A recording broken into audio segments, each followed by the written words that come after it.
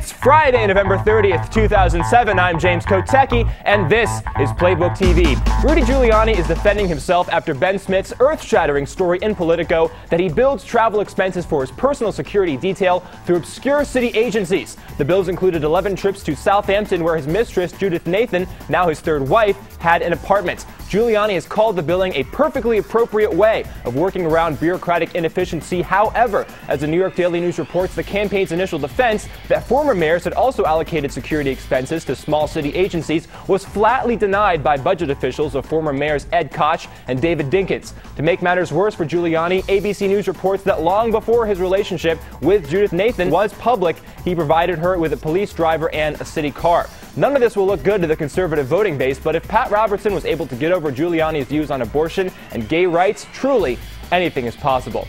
Next, to further prove that anything is possible, leading anti-war Congressman John Murtha now says the surge is working.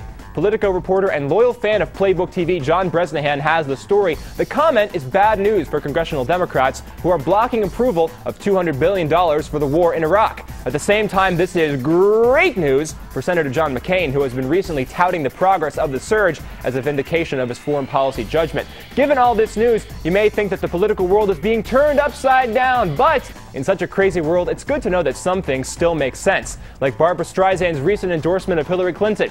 What's interesting, though, is that as reported by the New York Times, the Clinton campaign pulls the endorsement to make sure that voters see her as a funny girl and not guilty of being too liberal. Now, I have to admit that I'm not good with Streisand references because, for whatever reason, I've never really been into her music. I was actually planning on making a Wind Beneath My Wings reference, but it turns out that's Bette Midler. Well, that's it for today's hit. Check out Politico.com/playbook for more stories, including the evolution of John Edwards. And don't worry, even if you don't bring me flowers, I promise never to sing you a whiny song about it, right here on Playbook TV.